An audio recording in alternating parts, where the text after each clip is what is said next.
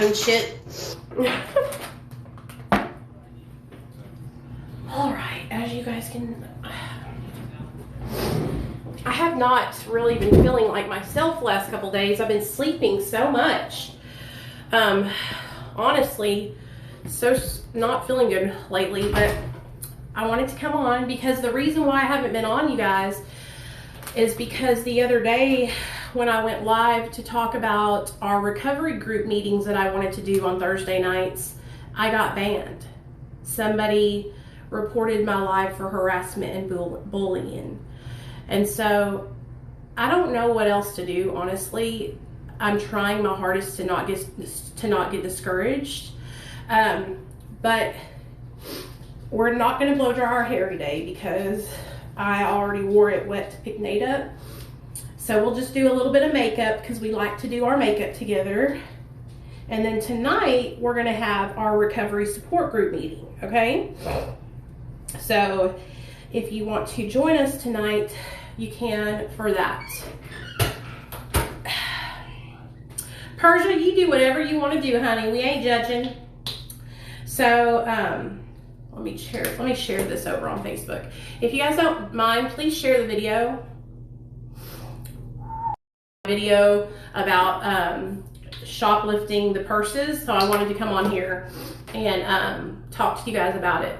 So first of all, I want people to understand something. Like, I don't have to make my stories up because I have a lot of crazy stories, okay? I did a lot of stupid stuff when I was in my active addiction. So I don't have to over-exaggerate my stories, okay? So, you know the story I told you guys about me shoplifting the purses from Dillard's, okay? This was something that I did quite frequently, okay? And that's why, the reason why I did it is because I wasn't getting caught, all right? Now, the time I finally got caught, my husband was with me. And I even told my husband, I said, I might have to bring you on just to tell these people the story one day because people like want to question me. I know what I did. I'm not going to lie about it.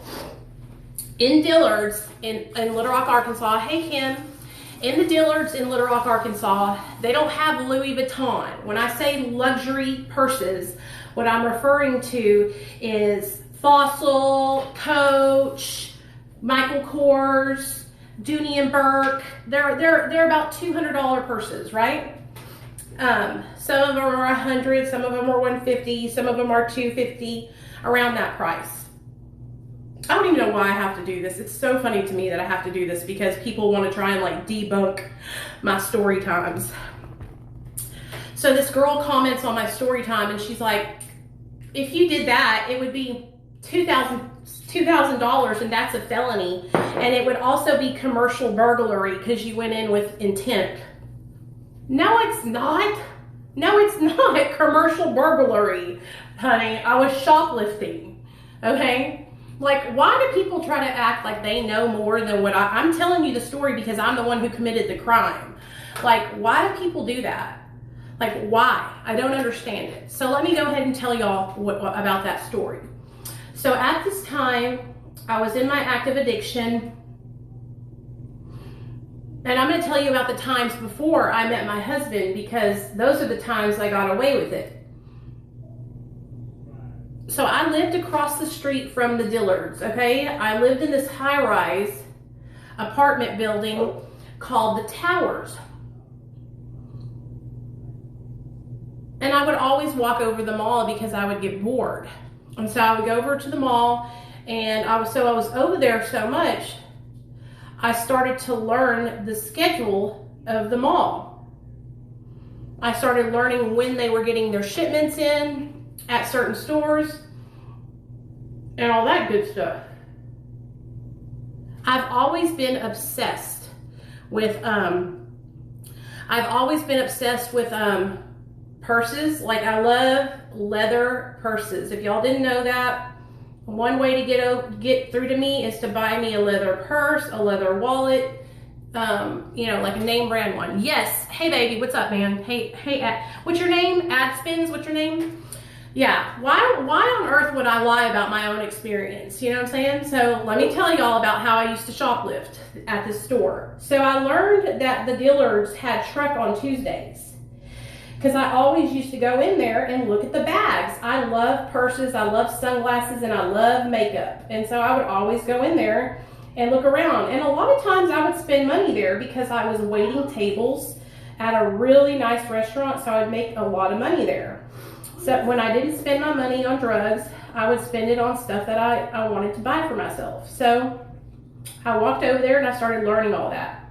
One day I was with my friend Joe, this older black man that we were friends with. And we were hard up, like we wanted to get high, you know? And so I was like, hey man, I got an idea. And I told him the idea.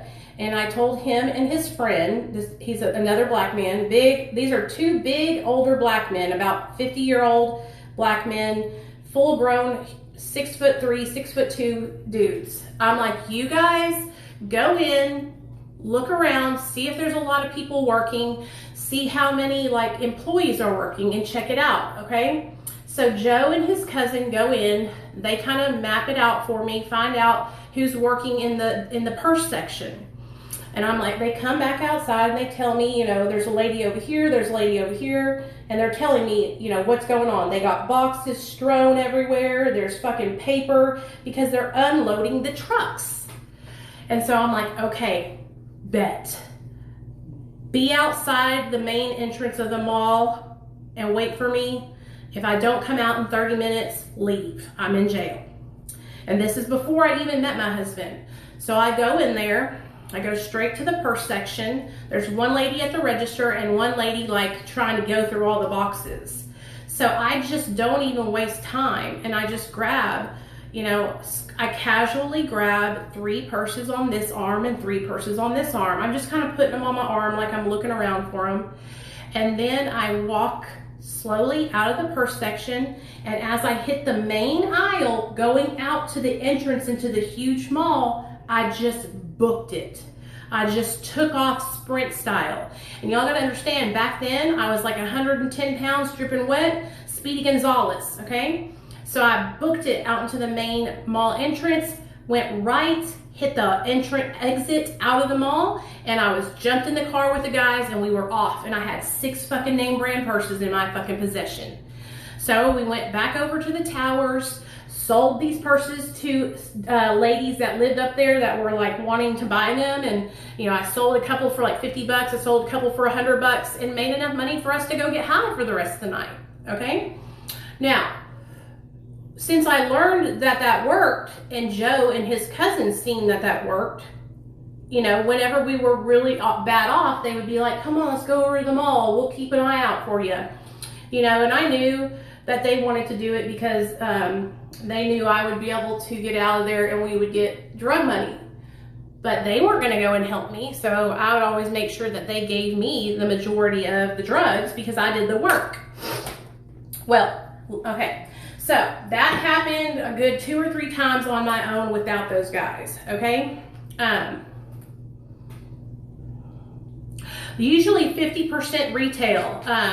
Ad spends 50% retail, or I would just give it to my drug dealer's old lady and he would give me, you know, like if it was a $200 purse, he'd give me $100 worth of drugs, that kind of thing. But for a while there, like I was able to sell these because people, like I was like hanging out with people that, you know, had a little bit of money, and I was hanging out with people who had moms, and they would buy them for like their moms and shit like that. And so I was making good money. I stole Brahmin purses. It was crazy, you guys. It was crazy.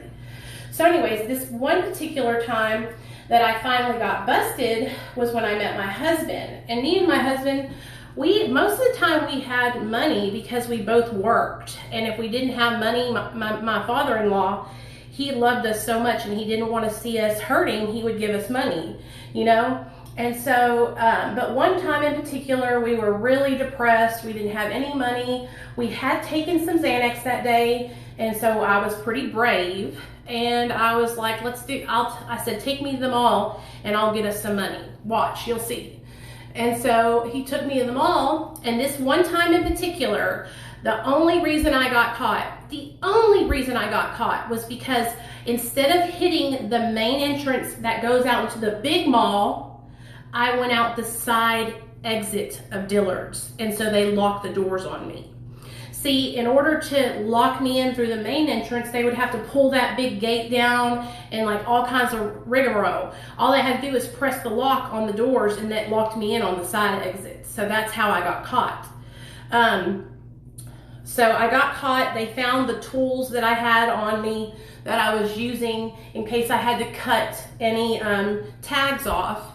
And it just so happened the police officer that caught me, he was like, he took me to this room and locked me in the room, and he was like trying to get a police car to come up there and pick me up. There was nobody to come get me. They were too busy taking care of real crimes.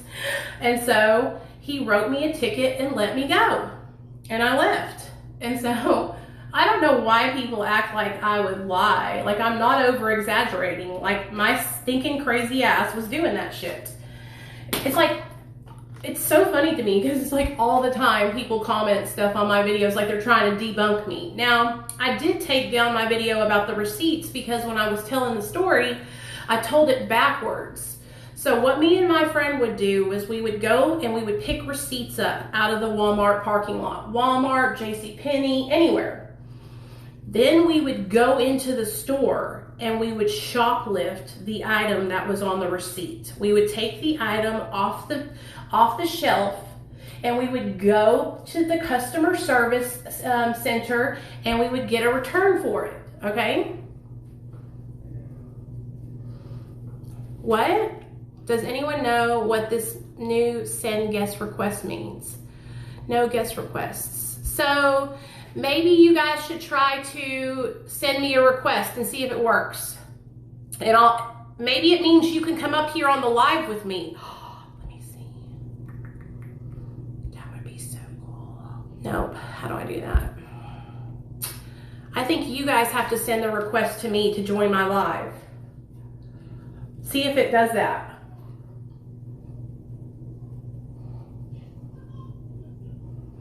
You tried, I didn't see it come on. Come on, do it again, Anchor Girl, just so I can test it out.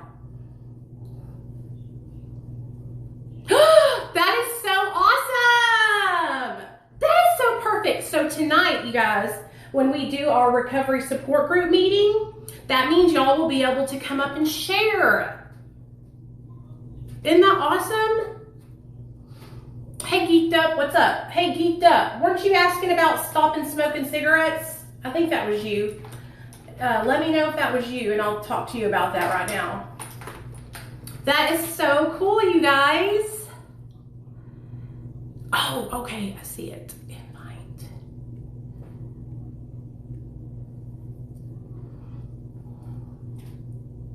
Did it work? I'm trying to invite you. Recovering proudly or proud together. I'm trying to do it. Okay. That's how you do it then. Yes, Rachel. All the videos that I do that are important like that will go onto YouTube afterward.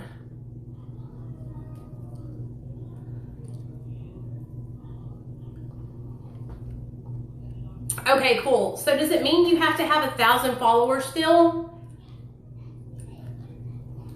That's so cool, dude. That means y'all can come up and share. Hey, Mackenzie, what's up, honey? Have you got your account back yet?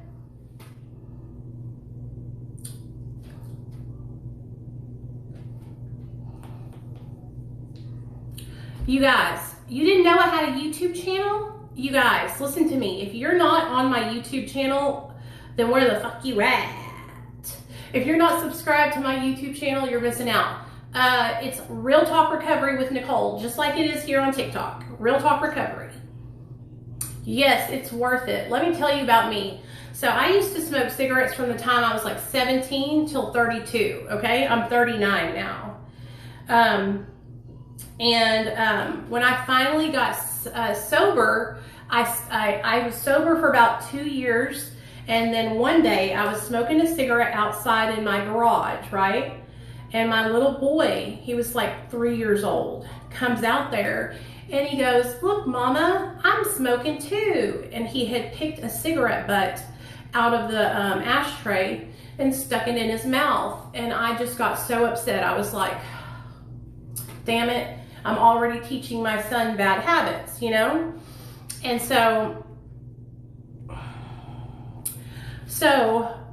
that's what made me quit. Now, it just so happened at that time, I had also went to the doctor because I was struggling with lack of energy, and my doctor had given me Wellbutrin, okay?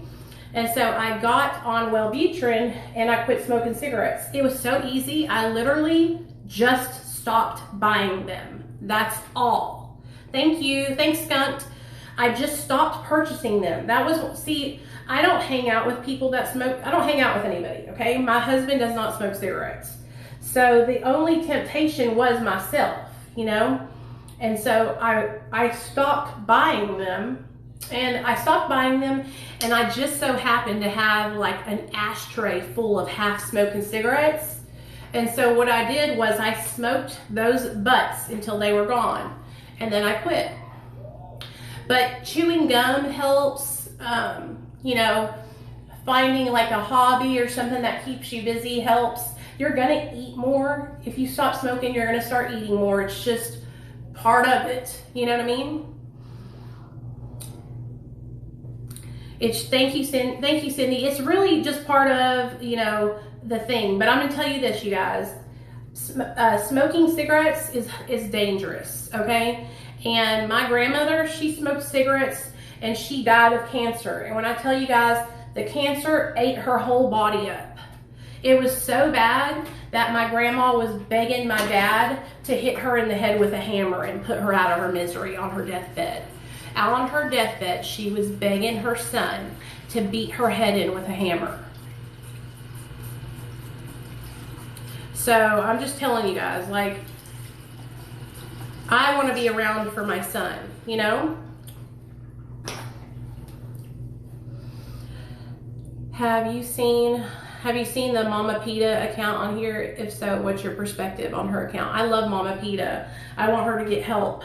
But what I see in her is that she's not going to get help. She's one of those lifers. That's what I see.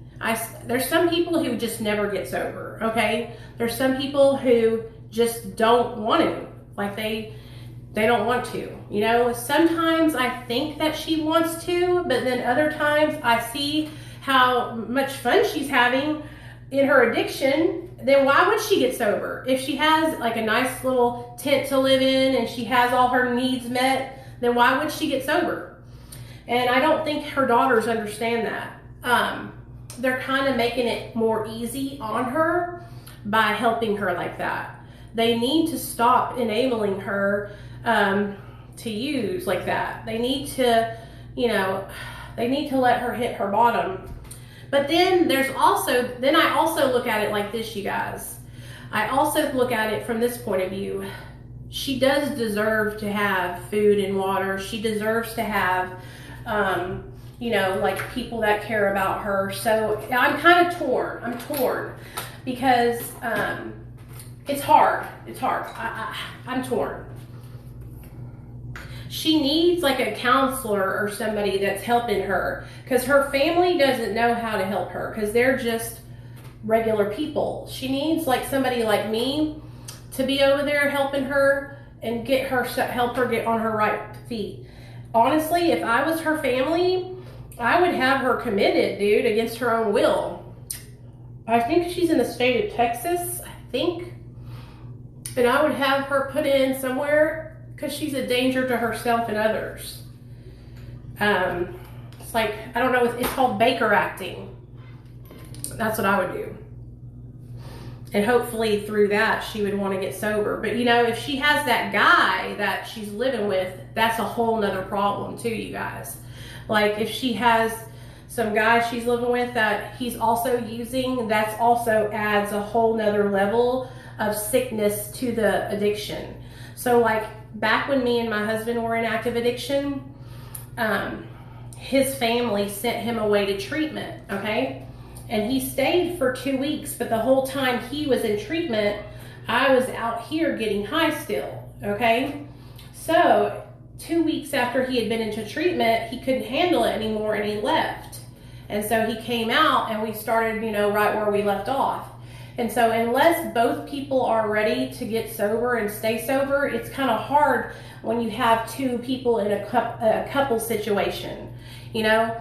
Back then, I didn't see how wrong I was for being high, even though he was going to treatment. I should have tried to get sober too while he was in treatment, but I didn't.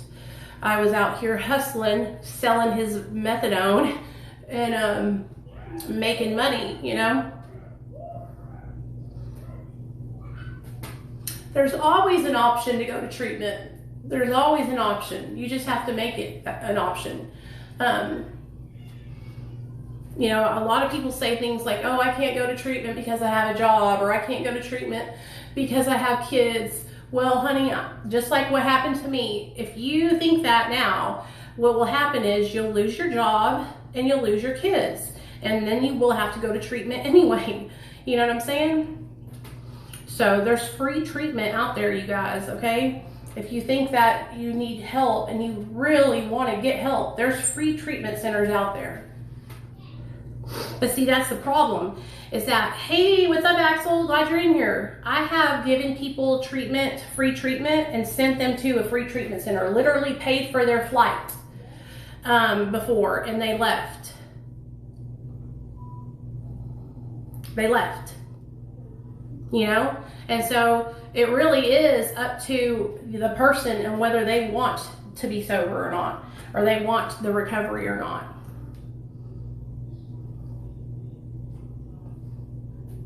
Because I actually have people reaching out to me in my DMs. I have to tell y'all something.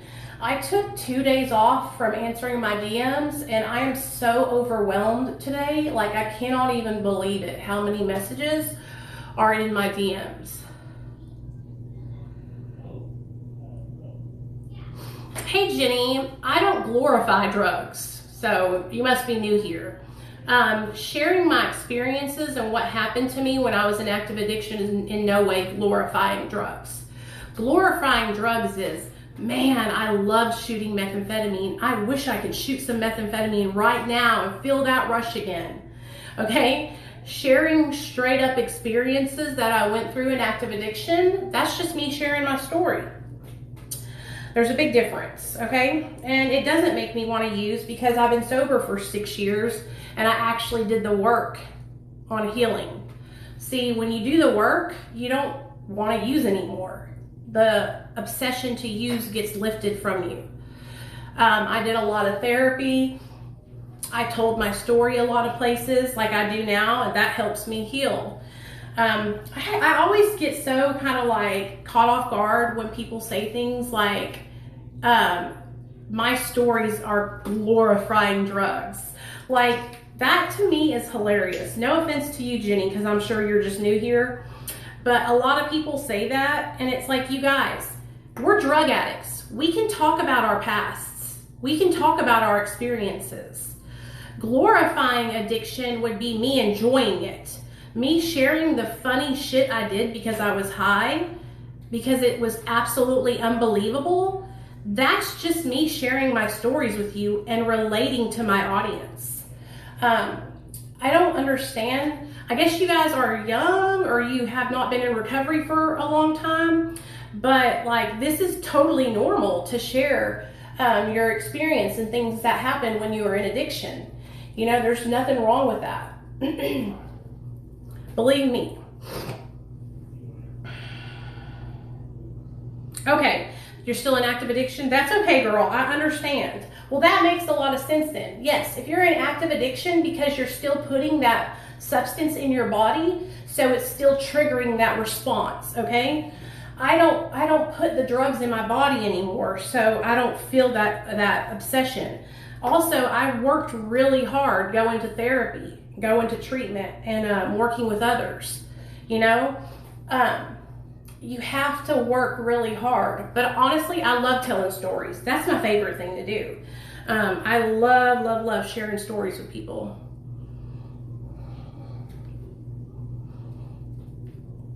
Do you like energy drinks?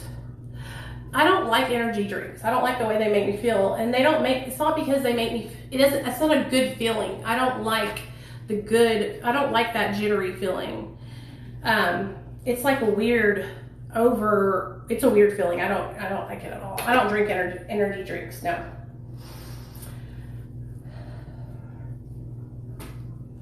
Yeah, caffeine's good. And I'm not trying to be ugly or anything, but a lot of people comment that on my content, and it bothers me because I've worked really hard to like help other people and learn about addiction. And so it makes me upset when people say that, because I see people here on TikTok that literally make videos of them cooking crack. Okay? That says, good dad with a bad past. And I'm like, I make one video sharing my story, and it gets taken down. You know what I mean? So Jenny, I'm not upset with you at all. What you said is what a lot of people say, but then I see other people make videos that are like way worse than mine. I think a lot of it is because I tell my stories and I talk in my videos, and a lot of the stuff that's done on TikTok is like with the words, you know? I am old school. I like to talk and tell my story. You know what I'm saying? I like to connect with people, like with my personality and with my experiences, you know? Okay, I want you guys to go look at the video that I uploaded today. That's that, you know, the trend that everybody's doing where they talk to their younger self.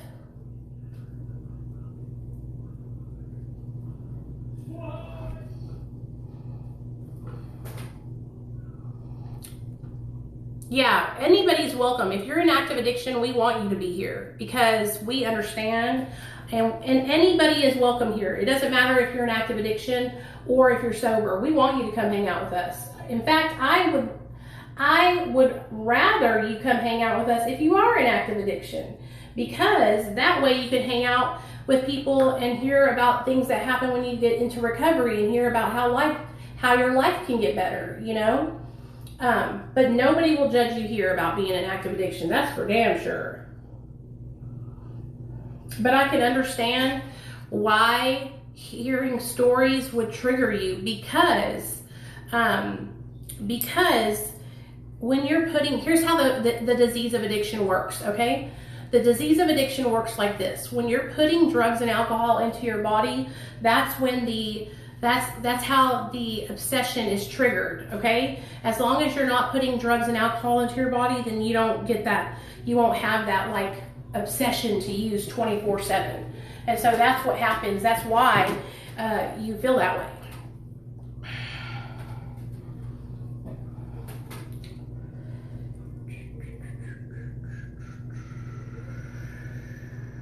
I want to wear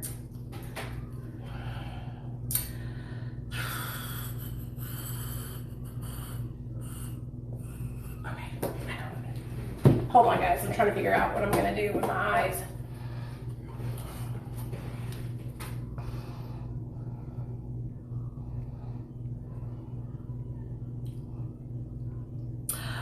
Hey guys, I gotta tell y'all about, so my friend Mindy, she made these dog tags, and I'm gonna be selling them here on my account. As soon as I get one in the mail, I'll be able to show y'all what they look like. But they're dog tags that are like sober dog tags, and they say this like sober quote on them. Y'all will like them, I promise. I'm excited to get it in the mail. Am I going out? No, honey, we just doing our makeup and chatting. That's what we always do. Well, honey, being broke is part of being sober. Get used to it. Because now you're paying your bills and you're actually using your money for what you're supposed to. You have no idea, Axel. You have no idea. It is literally exploding. I've been down in the dumps, you guys. I don't think people understand, like, it affects me, you know, when people are like mean and saying hateful shit on my account. That hurts my heart, you know. because I put so much of my heart and soul into trying to help people. So when somebody's like being extra ugly to me, like it really hurts me. It really, really does. And people can make fun of me, say that I'm weird or whatever, but it's the truth, you know? It's the truth.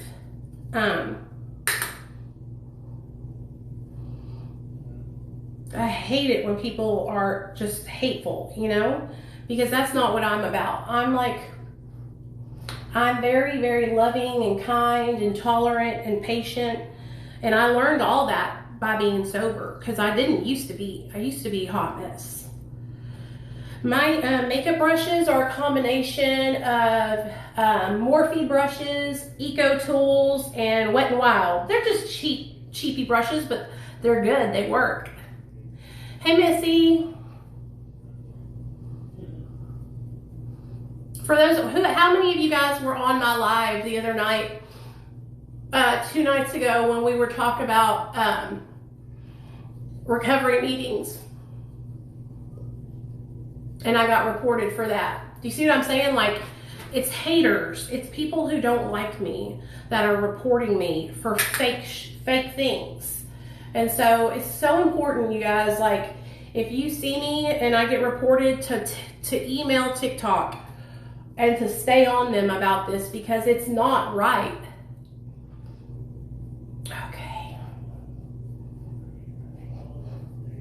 It's not right.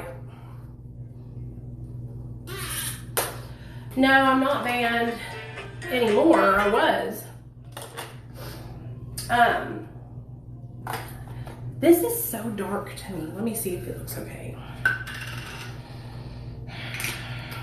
It just makes me feel like this is like almost like a bronzer color for me, but let me see. Oh, it's translucent. Okay.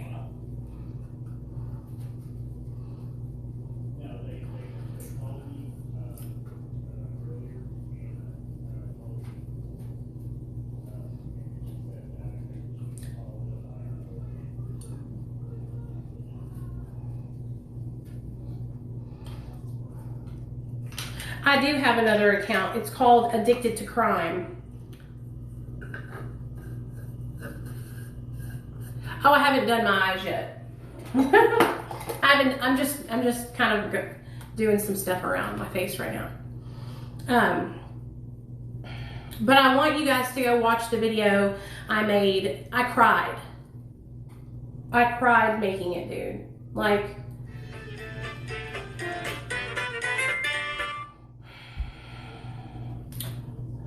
literally bawled my eyes out making that video.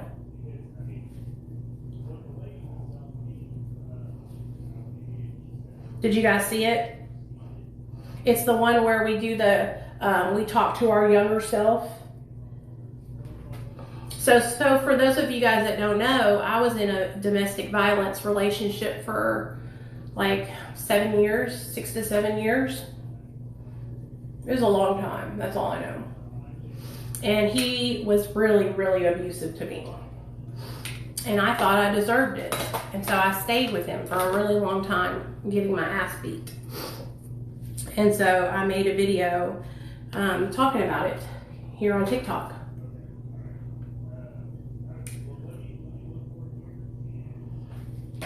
Every now and then. It's hard, you guys, because, you know, for the longest time, my mind told me that I didn't deserve to be loved. For the longest time, I believed that I was not worthy of love, you know? And so it's hard. It's really hard whenever, did what get taken down? No, it didn't get taken down. It's like my second to last video I just uploaded today.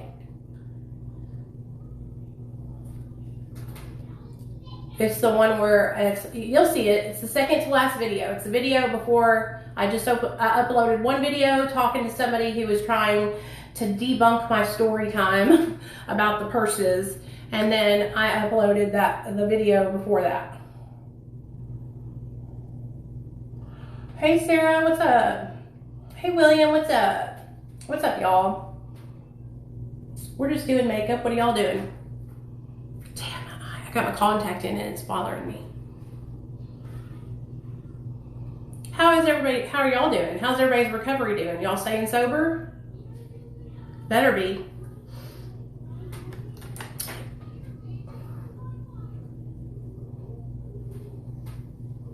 Okay, so we're gonna do, this is like a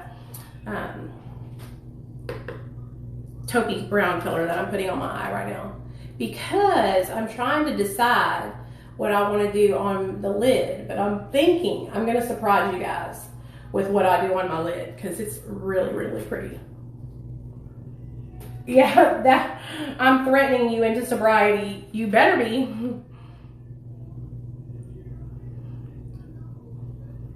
Oh yeah, girl, I just cried my eyes out making it. Did you watch it, Carla?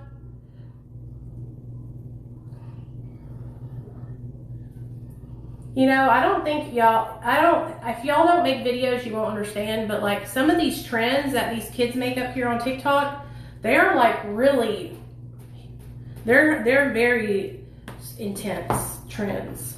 They're healing trends. Okay. All right, here we go. Let's see how this looks. Please, God, let it look okay. Hold on, guys.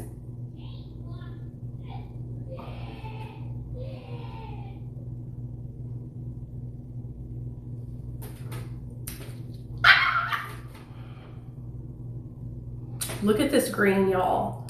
Holy shabibas.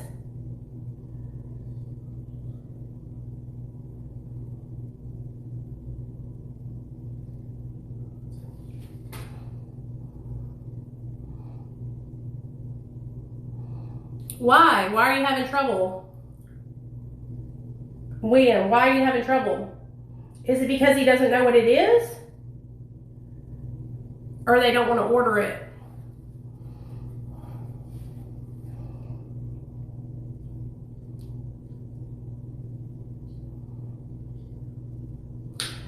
Dave, what are you talking about? No, recovery doesn't have to be hard. Listen to me. Y'all are making it hard. Who are you hanging out with? Are you hanging out with people in recovery? Listen, it's okay. The hard part is doing the work. Yes. Okay, it's not easy. It's not easy, right? But it's better than using drugs. It's better than using drugs, you guys. Think about it. Think about it, okay? Oh yes, oh yes. Y'all just wait a second. Let me get this damn eye makeup done.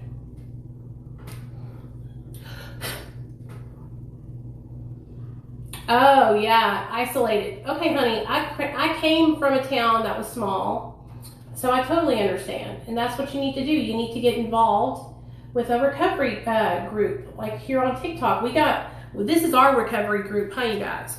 We do recovery meetings here all the time. I go live almost every night at 7:30 to do recovery live streams. So get into it, yeah? Yeah? Okay. Stop being a nerd, Nicole. You're gonna show them how nerdy you are. Oh,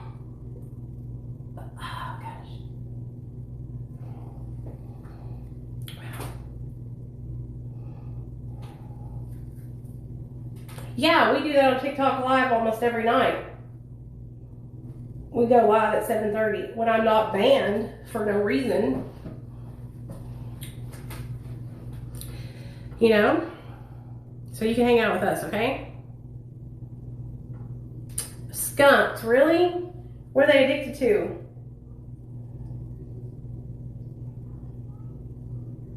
Now that's hard, okay? Okay, let me share something with you guys, all right? You know what's harder than being sober? Living with an active addict. Whenever my husband relapsed last year, that was hard as hell, dude. That was so hard, y'all. Like, I seriously didn't know if I was gonna stay sober. Like, that's how bad it was. Damn, this looks really pretty. Wow. I'm just so impressed with these eyeshadows, you guys. Like, seriously. They're beautiful. Now we're gonna get this chocolate brown color.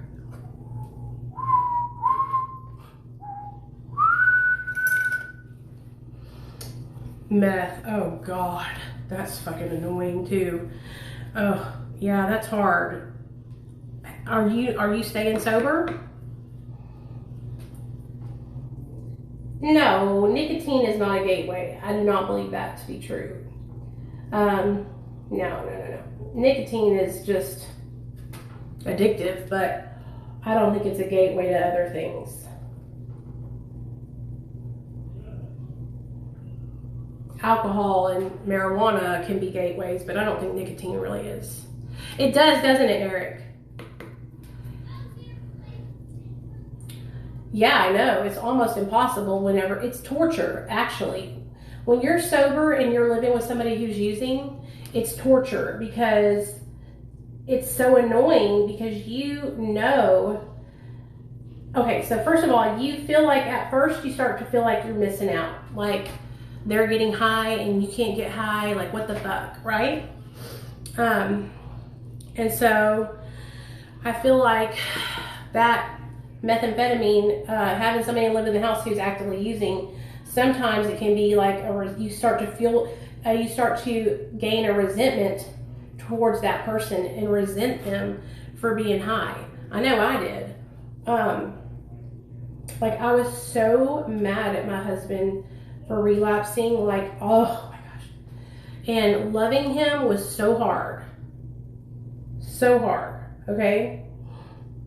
Because I was so angry with him because I felt like I was taking what he was doing personally, okay? Like I was taking the fact that he was using as something that I felt like he was doing it because he didn't love me and my son and his son. You know, I felt like, and that's what I would say to him too. I would say, you know, if you loved us, you wouldn't do this. But you guys, that's not true.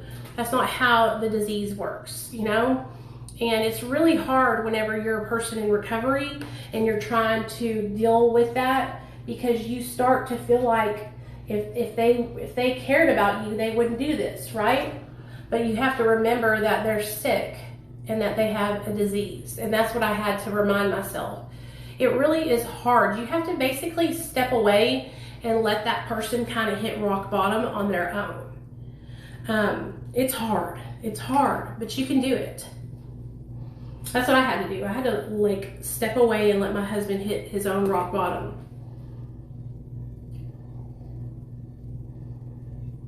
Does this look okay, you guys?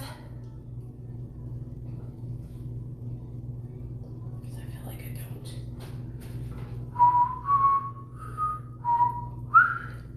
I feel like I look stupid, but I don't know. Boop, boop, boop. Okay, cool. Thank you. Okay, thank you guys. Thank you. Okay, I just don't want it to look stupid. You know what I'm saying? Oh gosh. Sometimes I go a little overboard. Okay. All right, cool. Thank you. We can talk about that tonight if y'all want to, about being in a relationship with somebody who's actively using. It's hard for me too. Why do I say alcohol is the gateway drug? Because a lot of people get introduced to things like cocaine because they're drinking and they're out at parties, right? A lot of people get into cocaine when they're using alcohol. A lot of people get into marijuana and other drugs when they're drinking because alcohol lowers their inhibitions. And they don't care. They're just having a good time, you know? Okie dokie. I know all about it, honey, because I was 17 years old and had never done a drug in my life. I started drinking alcohol, started smoking pot, started doing cocaine. Bada bing, bada boom, in that order. So, that's why I say that. Okay, so I think I need to do a an eyeliner. What do y'all think? I'm thinking so. Black eyeliner? No, I'll just do a on the rim of my eye. Hold on, guys. I gotta find my eyeliner.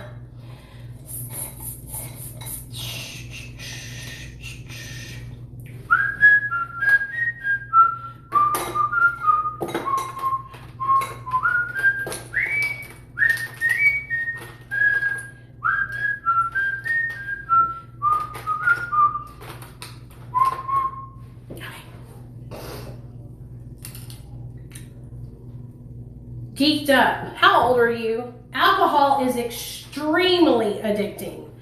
And do you know how many people die of alcoholism every year? Alcohol is one of the most addicting substances there is. And it's widely available and legal. So that's what makes it even harder, because people can go and get it whenever they want it. Mercy, honey, mercy. Do you know how many people die of cirrhosis of the liver from alcoholism? And they probably thought that way too.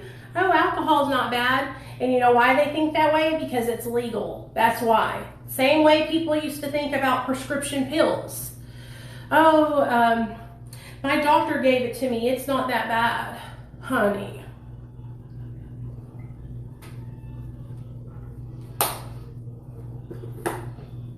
Thanks. Thank you, girl.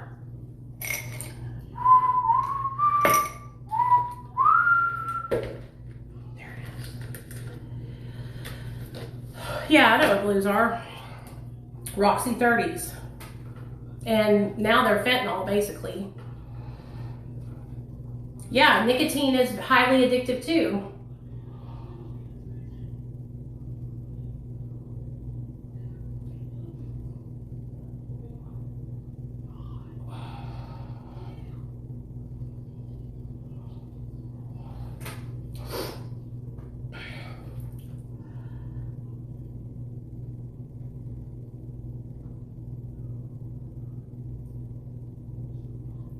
But nicotine doesn't produce the same kind of euphoria or high like alcohol and other drugs do. It's more of just like I don't know how to explain it, but nicotine, you know, I don't see people like, I don't think it's like as addicting as, I know it's very addictive, but I don't think it's as serious as an addiction as like alcoholism. But they're all serious. They all suck. How about that? How about it?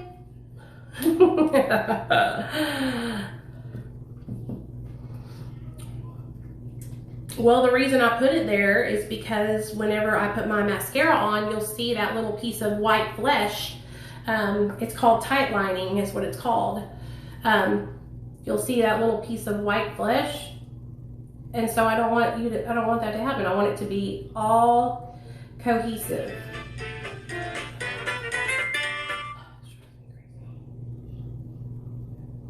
Y'all, seriously, my phone is like ringing off the hook for my job. I need a raise immediately.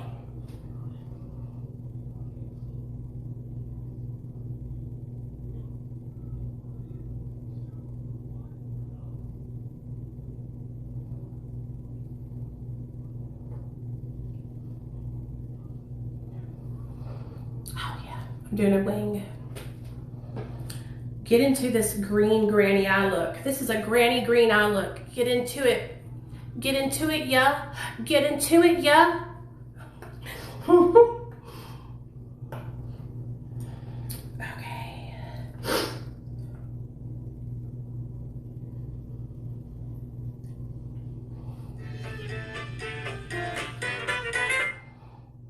Yes, I'm slaying it, y'all. Slaying it.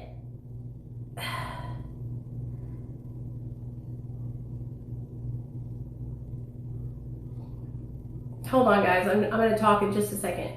Oh, gosh.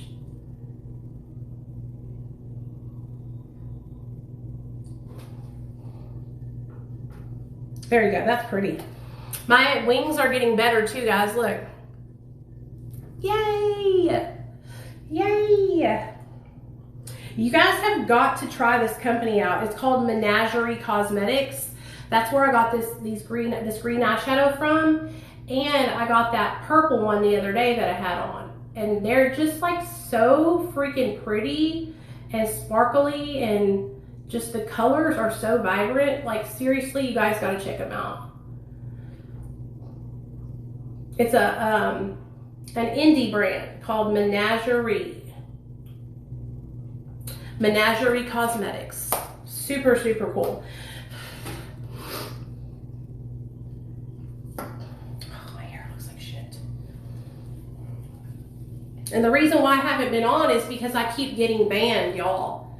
I keep getting banned. So just so y'all know, it's just because I have people hating on me who don't like me. Honestly, and I don't even bother those people. I don't make videos about them. I don't talk to them. I don't say two shitting words to them. They just are obsessed with me, literally. Okay.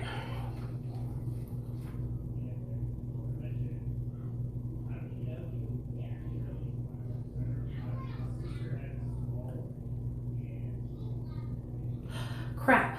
Hold on, guys. I'm trying to do this damn eyeliner.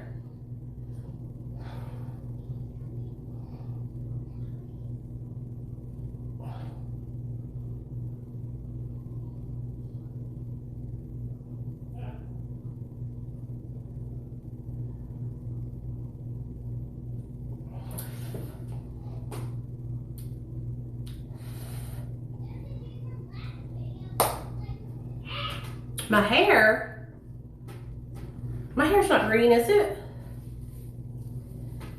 Yeah, no. My hair's not green, girl. What you talking about?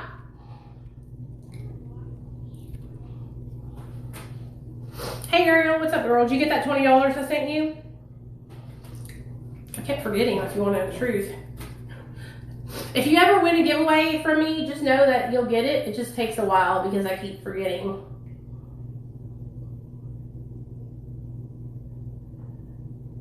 Poor Ariel won the last giveaway, and her ass had to wait like 2 or 3 weeks to get the money because I fucking kept forgetting.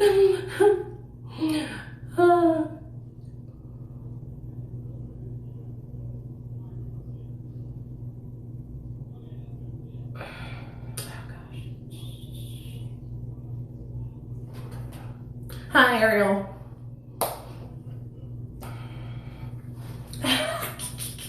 The girls who got palettes for me, the same thing. It took like 2 months before I mailed them out. But they got them. They got them. Like, I'm always gonna do it. It just takes me a second to get around to the mailman because I gotta go down directly and mail it and pay for it. I don't have a filter on, you guys.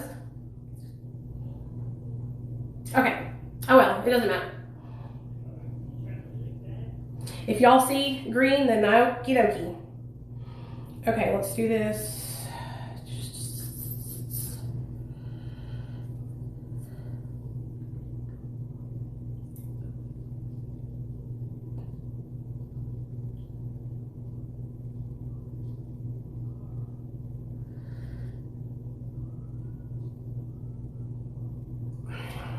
Oh, guess what, y'all? Axel has 30 days sober, y'all. Can you believe it? I'm so proud of you, Axel. Like, you're one of my babies, you know? And so I'm just really proud of you for getting and staying sober. Oh yeah, I gotta do my eyebrows.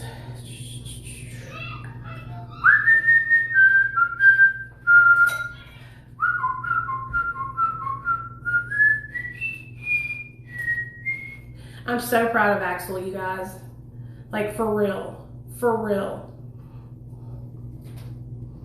Aren't y'all proud of him? I know, like, for real. I am so proud of you. My little baby.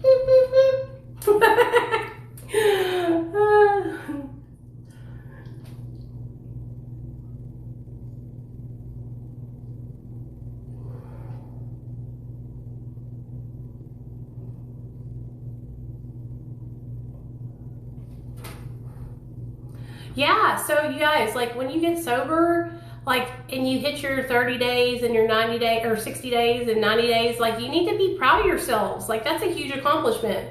You know, I remember when I got my first 30 days, and then 60 days is when it really was important because I was out of treatment and I was in the free world.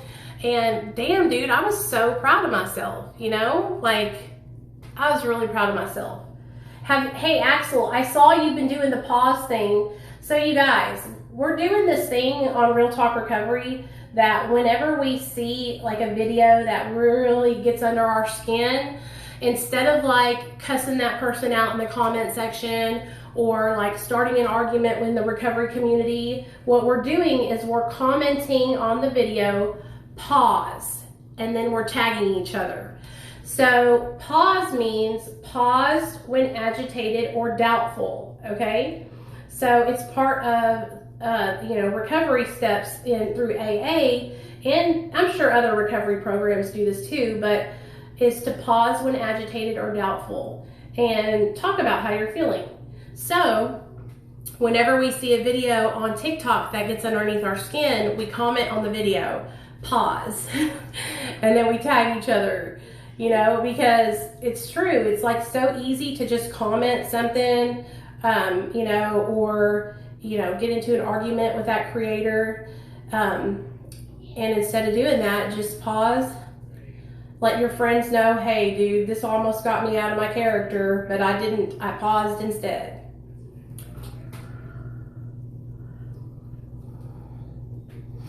I know what I realized, Ariel? There's like people who actually like talk shit about me here on TikTok. Did you know that? I didn't realize that until somebody messaged me the other day and told me that some girl was live talking about me. And honestly, you guys, like a lot of the times people do that because they get upset with me because they're wrong and I'm right, and they get upset. Like the other day, a week or two ago, Muffy I had to block her because she got mad because of that video I put up about the fentanyl and the police officer. And I'm not gonna back down. Like, you're wrong. You cannot overdose from touching fentanyl. That's fucking ridiculous. And if you think you can, then you need to go back to school and learn science, so that way we can all just move on from that. But like, this girl was like trying to argue this with me and like literally would not stop. And I was just like, no, you're wrong.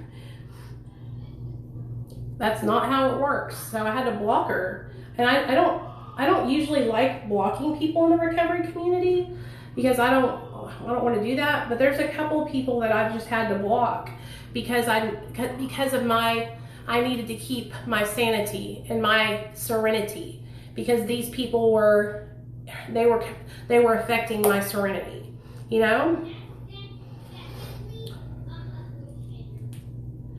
What's wrong, William? What are you talking about, babe? Are you talking about the Sublocade?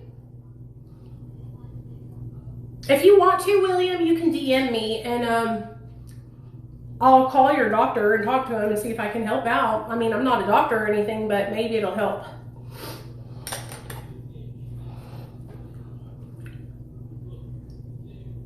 There we go. All right.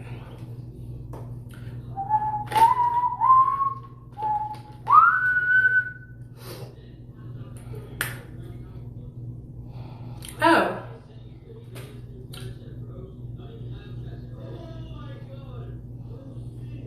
What's up, William? You're on live with me. Oh, am I? You are. Oh, okay. I'm sorry, baby. I didn't know. What's up? How you doing? I'm doing good. Well, I know I look awful. I'm sorry. Oh, it's no big deal. Tell me about your doctor in the Sublocade. What's going on? Well, I've been seeing this doctor now, I don't know, for about 3 years, and it seems to me like he's running a Sublocade. I mean, I'm sorry. he's running a Suboxone clinic, and he just don't want. I mean, he tries to maintain a certain amount of people, and I mean, he knows that I'm steady and I'm regular and I'm a for sure, and we have these meetings that you have to go to at his clinic, and you have to pay for them. Oh, really? Yeah, and it's like he's. I mean, I don't have no problem going to any meeting. Right. You know, I understand the process. You know, but my deal is, why would I mean? I just would like to more or less uh, be able to uh, get away from this clinic. I'm saying, you know, because I'm having to drive 50 miles one way to go to the clinic. You know, because a Where do lot of you people live? here where I live in Southwest Mississippi, they don't offer. You know, in the little town that I'm closest to, they don't even have a doctor in the town that can write a prescription of Suboxone. What city are you? What state are you in? Mississippi. Mississippi. Okay. Um, if you want me to, You don't mind if I smoke, huh? if you want, I can help you find a telemedicine doctor. A what now? Telemedicine, it's where you see the doctor on the phone. Well, I mean, that's fine. I mean, will they be able to do a script my Suboxone? Yeah. I'll text, I'll DM you. So check your DMs after this video. Okay, now you're gonna have to tell me what a DM is. I'm new to all of this, darling. It's okay. On your messages, like on TikTok, there's a little box where you can get messages from people. Right. I'm going to message you in that box. All right. So when you get off this live stream with me, when I end the live, go to your messages and look to see for my message, okay? Okay. Or right. if you want to, you can just call me. There's, that 1-800 number that's in my bio? Okay, now you're going to have to tell me, how do you get to your bio? Okay, so when you click out of this video and you go to my account and you see my face and you see all my videos, right underneath my face, there's a 1-800 number. You can call that 1-800 number and I can send you the link to the different tele doctors. Oh, great. Great. Okay? See, I want to get off of the Suboxone, baby. I want to get off of it. You can get on. I send this thing for the subject, and I'm not taking, but I'm taking one of those little strips a day is all I take. So you're taking 8 milligrams? If that's what it is, yes, ma'am. I can show you the pack if you'd like me to. Yeah, I mean the one strip is an 8 milligram strip. So if you want to get off of them, I'm telling you, like we were talking about the Sublocade shot, you could get from that dose of Suboxone onto the Sublocade shot, and then you could stop taking the shot, and you would just slowly go off of it. Yeah, I see. Just call me after when I get off of this live. Wait till I end the live. Just call me and I'll help you out. Okay. Okay. All right, man. That's great because, like I said, to me, I mean, I go to these meetings and there are people in there that's been in there 10, 12, 14 years on this. Yeah. Yeah.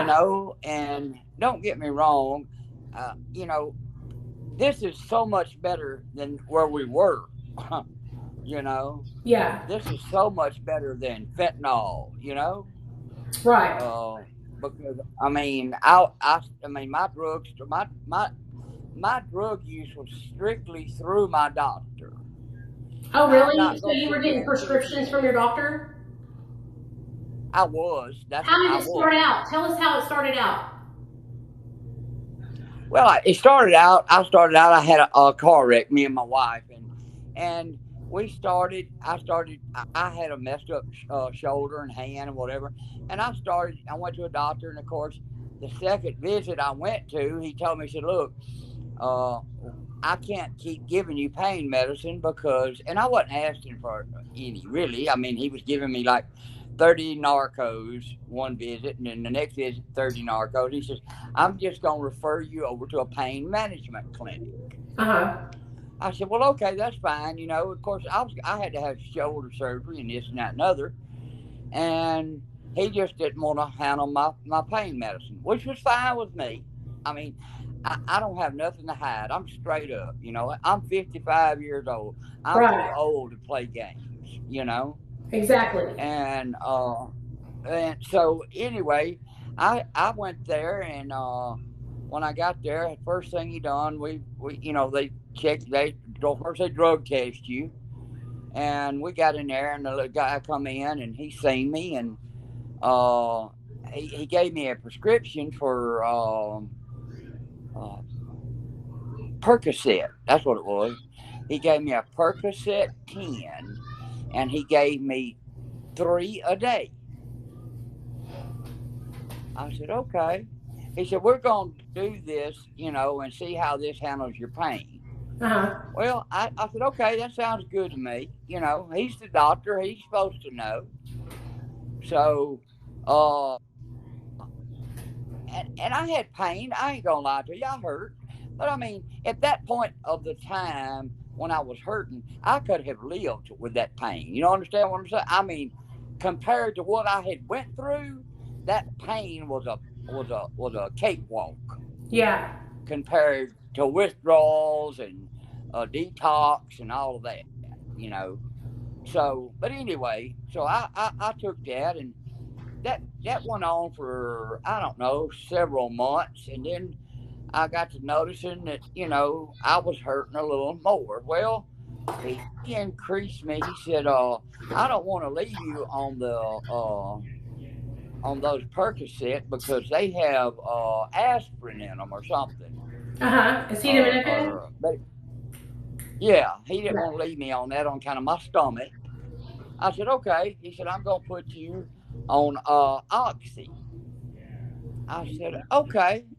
And like I said, meanwhile, he's the drug man. He knows all about this. Don't get me wrong. I know about drugs to a certain extent. I've smoked pot, for 35 years. Well, I hadn't here now for about 5 years because of the pain medicine, Right. because I get drug tested. And that's cool. That's cool. But so he put me on the Oxy, and he started me out on a 10 milligram, and he gave me 3 a day. I said, okay.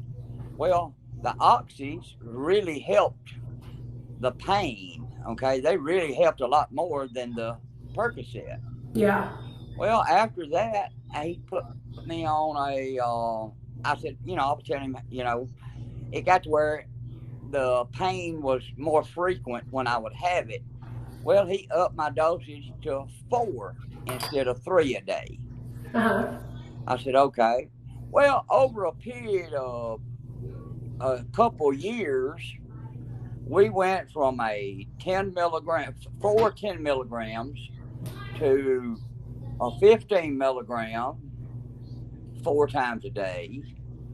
Then we went to a 20 milligram 4 times a day.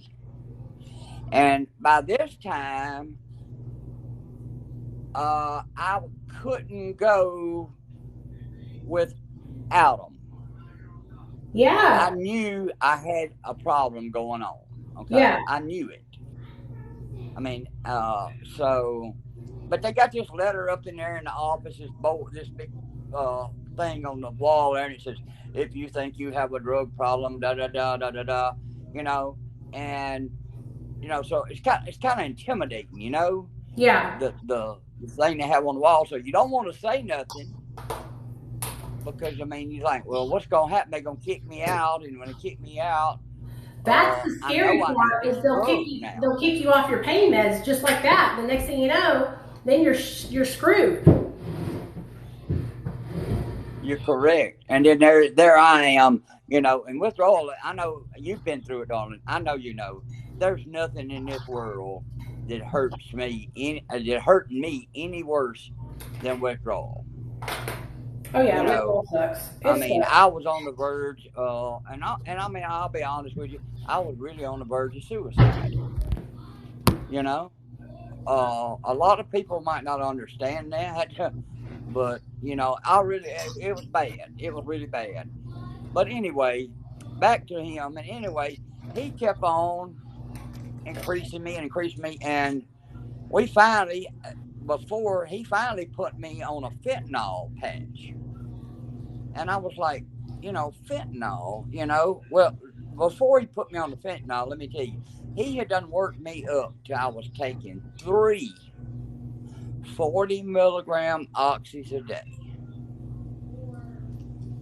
That's a lot of dope. Yeah. That's a lot of dope. But anyway, so he put me on a 25 milligram fentanyl patch. And I rocked on there with that for about 2 weeks. Then when I went back to him, he put me on that to let me try it, Well, he put me on that, and then after 2 weeks, he moved me to a 50 milligram one.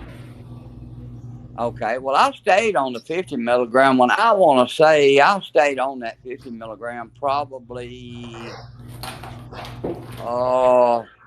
6 months. Uh-huh. And he moved me to a 75 milligram. And of course, I stayed on it for about, I don't know, probably a year, something close to that, a long period of time. But you take your patch off and you put your new patch on, and I'd always What was like. it like when you were on the patches? Could you tell that you were getting pain relief from them, or did your body build up a tolerance to those really quickly?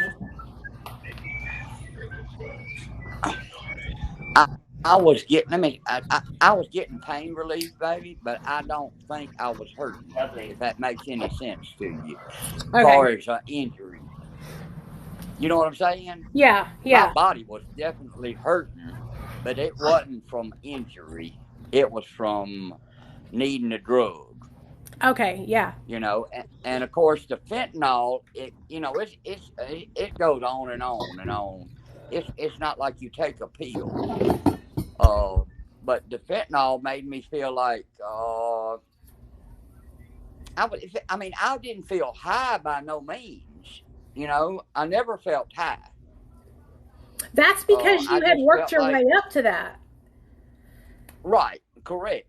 And like I said, it was a bad ordeal for me to and the only, I reckon, what broke the straw that broke the camel's back is I was on the fentanyl, and I got up one night, or I was coming in one night, and I took me a shower, and I took the patch off, of course, and laid it on my vanity, and took my shower, got back out. And usually when you put it on the second time, you usually have to use some kind of a patch, some kind of tape. And I always had that paper tape, and I'd put it back on. And of course, I'm 50, like I said, 55, and my eyes is not good as they used to be. So what I done was, I said, okay. So I put it back on, got in the bed, and about, I don't know, it had to been sometime in that wee morning hours, say 3 or 4 o'clock in the morning. I just profusely jerked real hard. I mean, just like throw the cover off the bed. And my wife asked me, she said, what's wrong with you? And I was hurting. And I was jerking and going through all these kind of, it was unreal. And I told her, I said, baby, I don't know. I don't know what's going on. Well, and I was hurting. And we went through this for, a couple hours. And I said, baby, I got to go to the emergency room. Because I didn't know what was going on. I got my patch on. Backwards.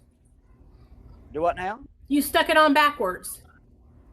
You know it, girl. The medicine, and so you were going through withdrawal because you didn't have that fentanyl going in your body. Amen. And let me tell you something.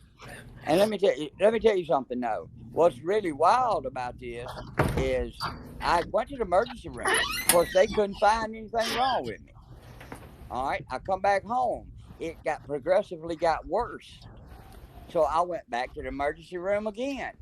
But now this time I went back, they drew blood. And of course, I come back home. All right, I come back home from the first time. And I was hurting so bad. I told my wife, told me, I said, I got to have something fixing to lose my mind. Well, I had some old medicine. You know what I'm saying? Yeah. And I took 2 Percocet 10s. Didn't touch me. Didn't help me a bit. And I felt like my nerves was on end. And I had lost my dad a couple years back, and I told my wife, I said, go over. We live right next door to his place, and I said, go door and get me one of his Xanaxes. I want to take it. Well, she did, and I went and took it to see if. Because I'm telling you, I was in a bad kind of way, and I was hunting relief. I was hunting relief at any expense. Yeah. Okay, and the second time I went to the hospital, the woman come back and she told me, she said, Mr. Price, I don't hardly see the fentanyl is not it's not showing up a lot in your system. Where's your patch? And I showed it to her, of course, and then that's when we found it on backwards. All right. Well, but guess what? I tested positive for Percocet and Xanax. And the next morning at 8 o'clock, the phone rang and it was pain management. Mr. Price, you need to come to the office today. Bring your existing prescription that you have that you hadn't got filled yet, and however many patches you have left, and you need to come to the office. Well, I ain't no dummy. I mean, I knowed what that was about, and I knew I had 3 patches, and I knew that that was the only relief I had. And I wasn't fixing to go through. And I told my wife, I said, I'm not going through this again. I said, I might not be able to get this one filled, this prescription, but I ain't giving them these 3 patches. I'm not home. I'll leave, as far as they're concerned. I had an emergency, whatever. But anyway, so we got on the phone and started trying to find me some help. And I'm going to tell you something. In this little town I live in, it was really hard because everybody, let me tell you something. Every doctor will give you pain, or they give you the pain medicine, but they don't want nobody wants to tell you where help is. Nobody wants to tell you it's help out there. I know. You know, I they, know. I had never heard the word detox, I don't think, till my wife and me started looking for somewhere. It makes me And so upset. And y'all live in Mississippi. Listen, I live in Arkansas, so I totally understand. But I think in Mississippi, it's even more rural than it is here in Arkansas. And like yeah, they're not going to give you pain meds. You're going to have to go to detox. Like they won't treat your pain. I mean, and it's getting like that everywhere. Like you can't go into the hospital. You have a broken leg, and the hospital doesn't want to give you pain medication for your broken leg. right. That's right. Like That's what the exactly right. fuck? Uh You huh. know? That's terrible. And There's I'm people that not are up. I dying and mean, committing suicide because they're in so much pain and they're not getting their pain treated. I can believe that because I'm gonna tell you something. I was bored. I knew. I mean, I'm not no. I'm not a genius by no what means, but I live in a rural, and we do have. I got grown boys. All my kids are grown. They're all boys. But anyway, and we hunt and fish and do all the men things. And I have a vault in here, and I have a lot of guns. I mean, it's just a country thing. You know what I'm saying? Yeah. But anyway, I took every gun. In my mind, I knew I was in a bad state. But do you know, girl, I took every gun, handgun, every gun I owned, and I put them in that vault, and I locked the door. And do you know, somebody says, well, And I know this sounds crazy. I got a gun safe, and if it's locked, I can't get in it. And the reason I can't is because I don't know the combination. And the reason I don't know the combination is because of my boys. I bought this safe, and one of my youngest, he knows the combination. And he's the big hunter and this and that and other. And if I need something out of the safe, I'll just tell him, hey, Wyatt, come over here and unlock the safe for Daddy. But I knew I couldn't access that safe. So I went ahead and put all my guns in there because I'm telling you, I was borderline suicidal. I Yeah. really was. Yeah. I believe it. You know, but let me tell you another one, girl. When I finally found the place, they had a flavor intake, and I went there. And when I got there, of course, you can't take anything. They tell you what you can bring, you know. So I brought pajamas.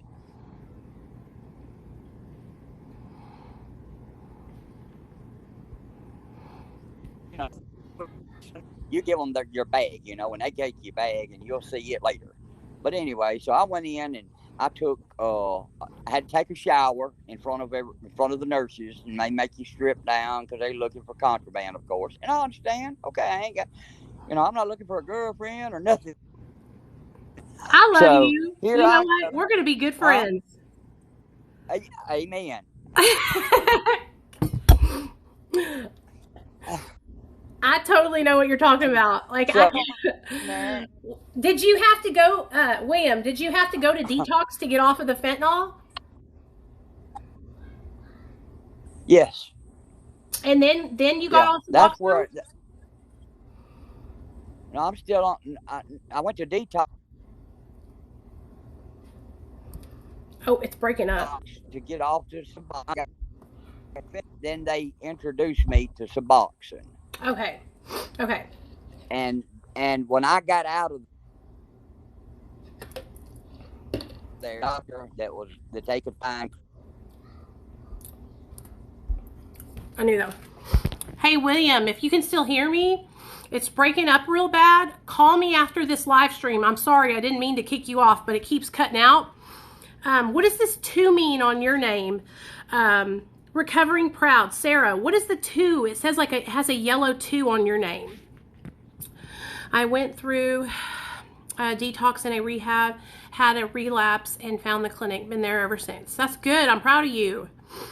Hey, Kimmy, what's up? Okay, so I'm going to get off here so that way William can call me, you guys, and I can get his, give him the number to the telehealth place. But I got to charge my phone real fast so I can do our live stream tonight. What time do you guys want to go? Do y'all want to go live at 7:30 like I normally do? I think that's a good time where everybody's like not busy and stuff. Belbuca is just the buprenorphine patch. No. Isn't that the one that goes in your cheek? Cheek, I think. Cheek. But it can be used for pain management or addiction to opiates. And here's the thing, you guys. Like, if you're... what about California skunked? Yeah, cheek. Sorry about that. Robin... So let me tell y'all something about buprenorphine or Suboxone. If you're a pain management patient and you get on 530 skunked, if you get on Suboxone and you don't want to be on Suboxone, like once you take Suboxone, the pain management people will not give you. Oh, okay. I didn't know what it was. Thanks, girl. The pain management people will never let you get back on regular pain meds. It's like once you use buprenorphine, it like labels you. And so if you're somebody who is trying to find pain management for your pain, like buprenorphine, should be a last option, I think. So that way you can still get regular pain meds, because once you go on to Suboxone, it's like they don't want to treat you with anything else. So that's just, you know, if you want more information on chronic pain, there's a lady here, that her account is called, Don't Punish Pain. Look her up. Hey, Micah. It's called the Don't Punish Pain Rally. And she talks a lot about it. And she fights for chronic pain patients' rights to get pain medication.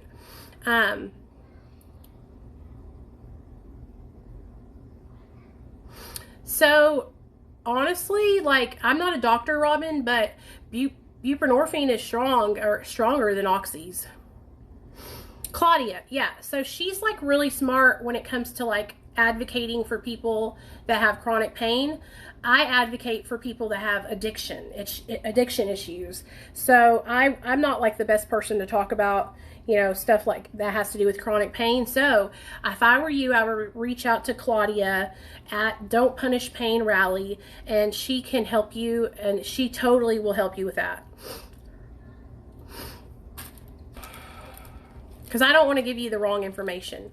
Because my scope of information is from the addiction standpoint. And if you're not a drug addict, you just really have pain, you want to go to Claudia, because she works with people who are not addicts, who have pain, and who are trying to get help for their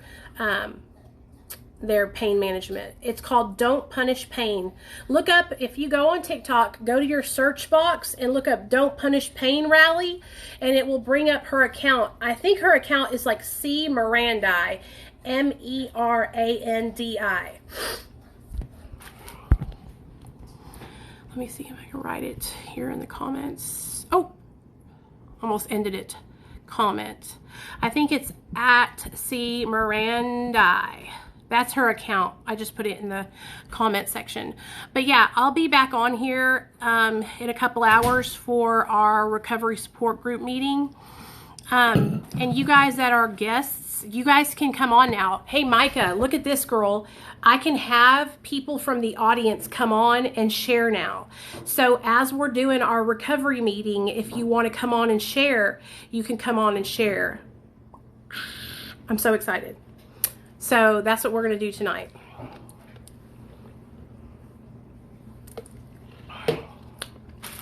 So I'm going to go work with Nate on these. I don't know if this is his homework or what. We're going to do our he, thee, she, thee, all these things. So that way he can work on his spelling and stuff and his reading. But that's what we're going to do tonight. We'll do a recovery support group meeting tonight at 7:30 p.m. Central Standard Time. And y'all can go ahead and get into this makeup look. Get into it. Look at how sparkly this eyeshadow is. I'm seducing you.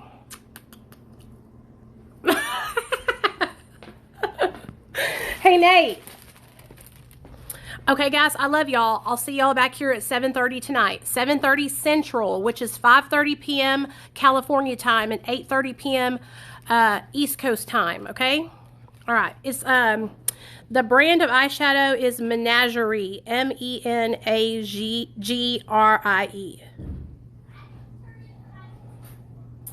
Yes. Okay, see y'all tonight.